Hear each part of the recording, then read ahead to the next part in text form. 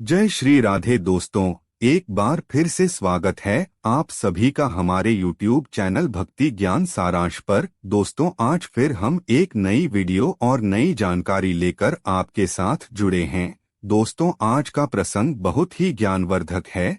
इस कहानी को पूरा जरूर सुनिएगा क्योंकि यह कहानी आपके जीवन को बहुत सारी प्रेरणा देगी। मेरे प्रिय दोस्तों, आज हम जो आपके सामने कहानी प्रस्तुत करने वाले हैं वह एक चिड़िया की है और यह कहानी एक चिड़िया की महाशिवरात्रि की कहानी है। यह कहानी शास्त्रों पर आधारित कहानी है और इसका वर्णन शिव पुराण में भी मिलता है। और महादेव स्वयं कहते हैं कि जो भी स्त्री हो या पुरुष इस कहानी को सुनते हैं उसके सभी पाप इस कहानी को सुनने के बाद नष्ट हो जाते हैं और उसके जीवन से समस्त दुखों का अंत हो जाता है। और जो भी व्यक्ति इस कहानी को ध्यान पूर्वक सुनता है उसके जीवन में महादेव की कृपा हमेशा बनी रहती है। मेरे प्रिय दोस्तों, आप तो जानते ही हैं कि फागुन के महीने में यह महाशिवरात्रि आने वाली है, जिसकी हम आज आपको यह कहानी बताने जा रहे हैं। दोस्तों, जो महाशिवरात्रि के व्रत रखते हैं उनके लिए यह कहानी किसी संजीवनी बूटी से कम नहीं है। यह कहानी भोलेनाथ के भक्तों के लिए किसी वरदान से कम नहीं। इसीलिए जो भी भक्त महादेव का व्रत रखते हैं, शिवरात्रि का व्रत हो चाहे सोमवार का व्रत हो, उन्हें कहानी जरूर सुननी चाहिए क्योंकि इस कहानी को सुनने से आपको अच्छे कर्म करने की प्रेरणा भी मिलेगी। लेकिन मेरे प्रिय दोस्तों, कहानी शुरू करने से पहले आपसे निवेदन है कि कृपया अगर आप चैनल पर पहली बार आए हैं तो चैनल को सब्सक्राइब जरूर करें और बेल आइकन को भी जरूर प्रेस कर ले ताकि हमारी द्वारा पोस्ट की हुई वीडियो सबसे पहले आप तक पहुंच सके और आप उसका उचित फायदा उठा सकें। अब आपका ज्यादा समय न लेते हुए वीडियो को शुरू करते हैं। दोस्तों, प्राचीन समय की बात है। एक नगर में एक शेठ और एक सेठानी रहा करते थे। उन दोनों के जीवन में किसी भी चीज की कोई कमी नहीं थी, फिर भी वह लोग अपने जीवन में कभी दान धर्म का काम नहीं किया करते थे। उनके पास इतना अन्य धन होने के बाद भी उन्होंने कभी किसी भिखारी को भीख नहीं दी, कभी कोई धर्म का काम नहीं किया। पर उनके पास यह सब चीजों का भोग भोगने वाला भी कोई नहीं था, अर्थात उनकी कोई संतान नहीं थी। दोस्तों, जहां पर उन लोगों का घर था, उनके घर के सामने ही एक पीपल का बड़ा वृक्ष भी था जिस पर एक सुंदर सी चिड़िया अपना घोंसला बनाकर रहा करती थी। उस चिड़िया के छोटे छोटे बच्चे भी थे। वह चिड़िया रोज उस नगर में जाती और अपने बच्चों के लिए दाना पानी लेकर आती और उन्हें खिलाती। यही चिड़िया प्रतिदिन करती। नगर में हर जगह जाती और उसके घर भी जाती, लेकिन वहां पर उसे दाना का छोटा सा टुकड़ा भी नहीं मिलता। चिड़िया सोचती है कि पूरे नगर में सबसे बड़ी यही हवेली है और इस घर में एक छोटा सा भी दाना का टुकड़ा नहीं मिलता। चिड़िया सोचती है, कितना बड़ा धनवान व्यक्ति है, फिर भी कभी किसी भिखारी को भिक्षा नहीं देता, कभी कोई दान नहीं करता, कोई धर्म का काम नहीं करता, कभी भी यह व्यक्ति मंदिर में कोई अच्छे कार्य नहीं करता, कभी किसी असहाय की मदद नहीं करता, ना ही कभी पक्षियों को दाना डालता है। सेठ तो बहुत कंजूस है। एक दिन की बात है, वह चिड़िया सुबह के समय अपने घोंसले से उड़ करके उस सेठ के हवेली पर जाकर बैठ जाती है, जहां पर सेठ और सेठानी आपस में बात कर रहे थे। सेठानी सेठ से कह रही थी कि सेठ जी, हमारे पास इतना धन है, दौलत है, सब चीज है, लेकिन इसको खाने वाला कोई संतान नहीं है अपनी। और इतना ज्यादा धन दौलत होने के कारण ही लोग हमें नगर सेठ के नाम से जानते हैं, लेकिन हम इस धन का करेंगे क्या? इसे संभालने वाला ही हमारे पास नहीं है। तब सेठ सेठानी से कहता है कि सेठानी, इसमें मेरी क्या गलती है? हो सकता है हमारे नसीब में पुत्र सुख लिखा ही ना हो, तो मैं क्या कर सकता हूँ? आगे सेठ कहता है कि जब तक हम जिएंगे तब तक इस धन का भोग करेंगे और हमारे मरने के बाद जिसके नसीब में धन होगा वह उसी का हो जाएगा। दोनों सेठ और सेठानी इसी तरह की बातें कर रहे थे और वह चिड़िया उन दोनों की बातें गौर से सुन रही थी। वह चिड़िया सेठ और सेठानी की पूरी बात सुनकर वहां से उड़ जाती है अर्थात वहां से आगे चली जाती है और वहां से जाकर के अपने बच्चों के लिए दाना पानी लाती है और स्वयं भी खाती है। अब वह चिड़िया प्रतिदिन उस सेठ के घर जाने लगी और उन दोनों की बातें सुनने लगी। सेठानी थोड़ी दया धर्म वाली थी, भगवान को मानने वाली थी। अब सेठानी सेठ से चुप करके उस चिड़िया को रोज दाना पानी डालने लगी और इस तरह सेठानी को उस चिड़िया से लगाव हो गया। इसी तरह कई दिन बीत गए। एक दिन चिड़िया मन में सोचती है कि सेठानी बहुत अच्छी है और मुझे रोज दाना पानी भी खिलाती है, लेकिन सेठानी को कोई संतान नहीं है। तब चिड़िया अपने मन में पुनर्विचार करती है कि ऐसा क्या किया जाए कि सेठानी के घर में पुत्र की प्राप्ति हो जाए, क्योंकि एक औरत को जब तक संतान ना हो तब तक वह अपने जीवन में सुखी नहीं मानी जाती है और एक औरत का दर्द औरत ही समझती है।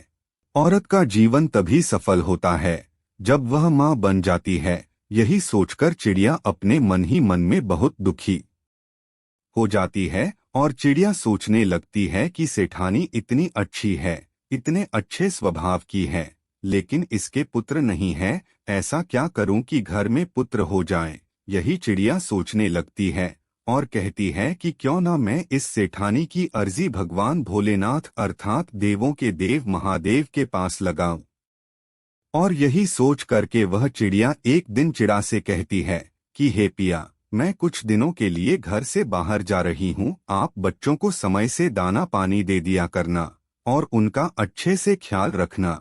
यह कहकर वह चिड़िया वहां से उड़ चलती है और रात दिन मेहनत करने के बाद बिना कुछ खाए पिए उड़ती रहती है और आखिरकार वह अंत में कैलाश पर्वत पर पहुंच जाती है और जाकर के सीधे मां पार्वती के पैरों पर गिर पड़ती है।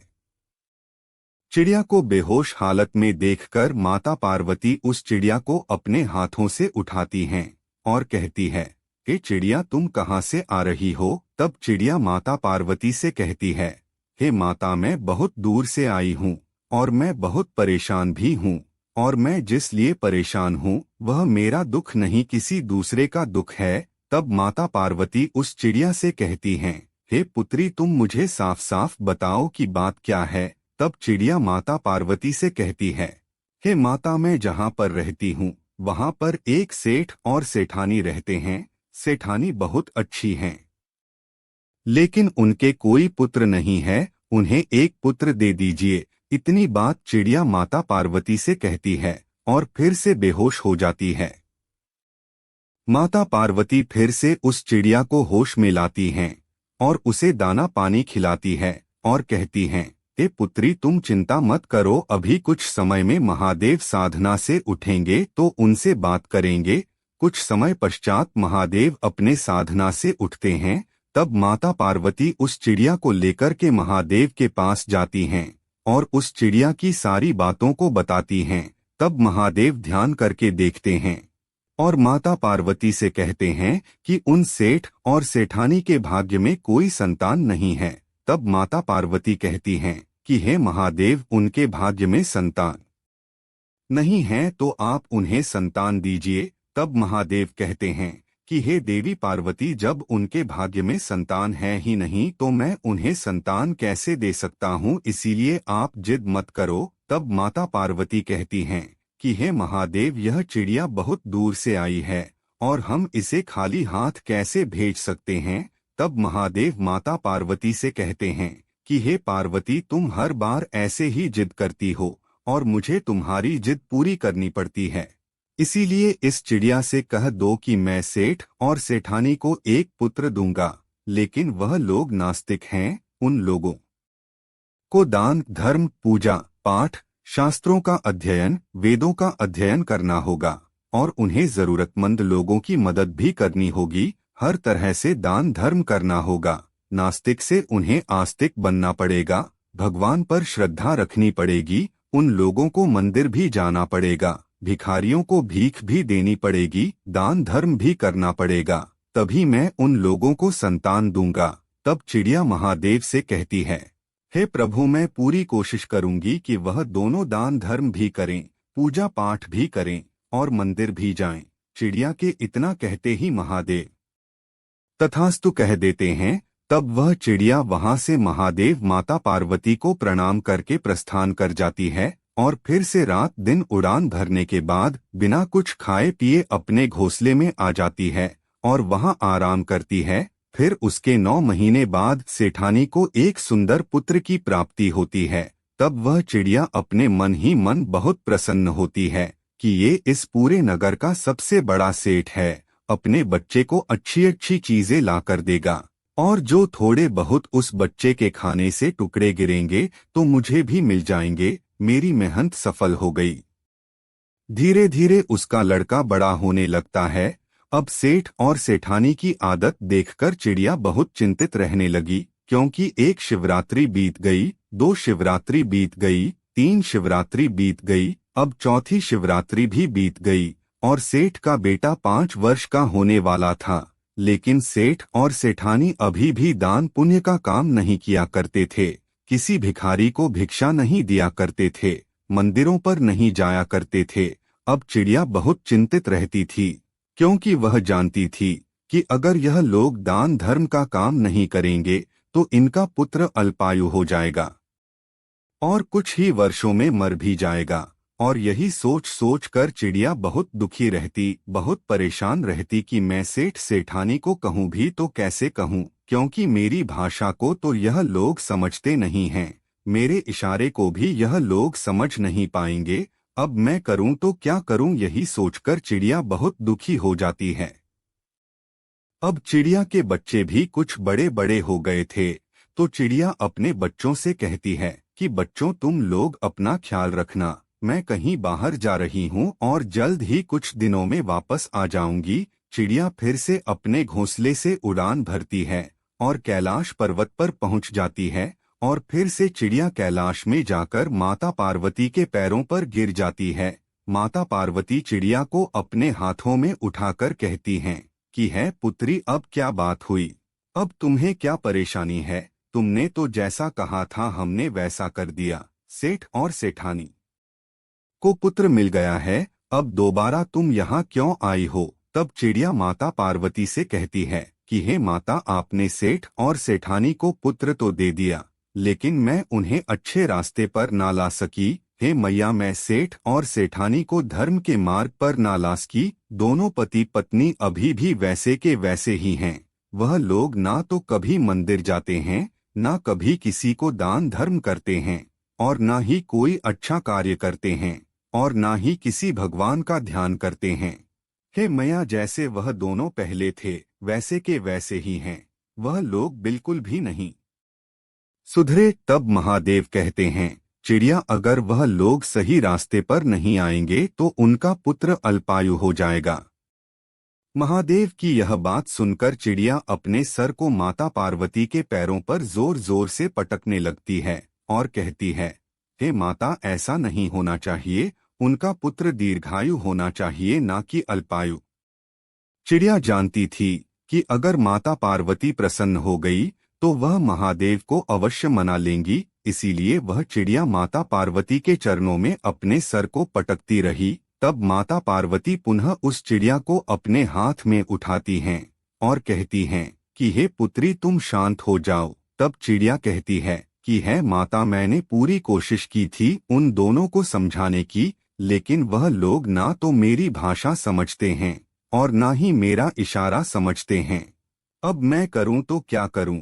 और आगे चिड़िया कहती है कि है माता, अगर आप महादेव के साथ सेठ के घर स्वयं जाकर उन्हें समझाएं तो हो सकता है कि वह अच्छे मार्ग पर आ जाए। महादेव कहते हैं कि हे चिड़िया, जैसा तुम कह रही हो वैसा ही होगा। हम दोनों बहुत ही जल्द सेठ और सेठानी के घर पहुंचने वाले हैं। तब वह चिड़िया कैलाश पर्वत से सीधे अपने घोंसले पर आ जाती है। कुछ दिनों बाद माता पार्वती और भोलेनाथ साधु का रूप धर के उस सेठ के घर आते हैं और सेठानी से कहते हैं कि हे माते, मुझे बहुत जोरों से भूख लगी है, मुझे खाना खिला दीजिए, क्योंकि अगर आप मुझे भोजन नहीं खिलाएंगी तो मैं आपको श्राप दे दूंगा और आप बर्बाद हो जाएंगे। तब सेठानी कहती है कि नहीं नहीं, मुझे श्राप मत दीजिए, मैं आप लोगों को भोजन खिलाऊंगी। तब सेठानी शिव जी और माता पार्वती जो कि साधु के रूप में थे उन्हें अंदर ले जाती है और तरह तरह के पकवान भोजन खिलाती है। और वह जो घर में छोटा बच्चा था वह माता पार्वती और भोलेनाथ को तरह तरह के भोजन लाकर खिलाता रहा। माता पार्वती उस बालक को देखकर बहुत प्रसन्न होती हैं और मन ही मन सोचती है कि यह भोलेनाथ का प्रसाद है, इसीलिए इतना चंचल है। माता पार्वती और शिव जी जब भोजन कर चुके और उनके घर से प्रस्थान करने लगे तभी सेठ भी आ जाता है और सेठ और सेठानी फिर दोनों मिलकर उन दोनों को हाथ जोड़कर प्रणाम करते हैं और कहते हैं कि हे साधु महाराज, अगर हमसे कोई गलती हो गई हो तो माफ कर दीजिएगा, लेकिन हमें श्राप मत दीजिएगा। तब साधु के भेष में महादेव कहते हैं कि गलतियां तो तुम लोगों ने बहुत की है और अगर तुम लोग इसी तरह से गलतियां करते रहोगे तो तुम्हारे पुत्र पर घोर संकट खा जाएगा, बहुत बड़ा संकट आ जाएगा और तुम्हारा पुत्र जल्द ही इस दुनिया को छोड़कर चला जाएगा। तब सेठ और सेठानी महादेव के चरणों में गिरकर कहते हैं कि है साधु महाराज जी, मुझे कोई ऐसा रास्ता बताइए, क्योंकि हम लोग अपने बच्चे को खोना नहीं चाहते। तब महादेव कहते हैं कि आज के बाद अगर कोई तुम्हारे द्वार पर आए तो खाली हाथ वापस नहीं जाना चाहिए। दान धर्म करो, अच्छे कार्य करो, परोपकार के कार्यों में अपने सहयोग दो, असहायों की मदद करो, भूखे को भोजन दो, सभी प्रकार से दया धर्म के काम करो और महाशिवरात्रि का व्रत रखो। दोनों सेठ और सेठानी माता पार्वती और भोलेनाथ के चरणों में गिरकर कहते हैं कि हे महाराज, अब ऐसा ही होगा। तब भोलेनाथ कहते हैं कि यह जो तुम्हारा पुत्र है यह तुम्हारी मेहनत का नहीं है, यह तो एक चिड़िया के कठिन परिश्रम का है। वह चिड़िया कैलाश पर जाकर भोलेनाथ और माता पार्वती को प्रसन्न करके विनती करके तुम्हें इस पुत्र को दिया है। तब सेठ और सेठानी कहते हैं कि हे बाबा, वह चिड़िया कौन सी है? तभी वह चिड़िया वहां पर आ जाती है और माता पार्वती और भोलेनाथ के चरणों पर गिर पड़ती है। तब महादेव कहते हैं कि यह वही चिड़िया है और उसी वक्त महादेव और माता पार्वती भी अपने पूर्ण रूप में आ जाते हैं और उस सेठ और सेठानी को दर्शन देते हैं। और जिस दिन सेठ सेठानी के घर में महादेव और माता पार्वती आए थे वह दिन भी महाशिवरात्रि का ही दिन था। और दोस्तों, इस तरह से उस चिड़िया की शिवरात्रि सफल होती है और उस दिन से वह सेठ और सेठानी महाशिवरात्रि का व्रत रखने लगे और उस दिन चिड़िया भी महाशिवरात्रि का व्रत थी। दोस्तों, जिस तरह से भगवान भोलेनाथ और माता पार्वती की कृपा उन सेठ और सेठानी पर थी, आशा करते हैं आप सब पर भी महादेव की और माता पार्वती की कृपा हमेशा बनी रहेगी। दोस्तों, यह कहानी यहीं पर समाप्त होती है। आशा करते हैं आप लोगों को कहानी पसंद आई होगी, तो कृपया वीडियो को लाइक, शेयर एवं चैनल को सब्सक्राइब जरूर करें। और अगर आप भोलेनाथ के भक्त हैं तो एक बार कमेंट में हर हर महादेव अवश्य लिखें। जय भोलेनाथ, हर हर महादेव।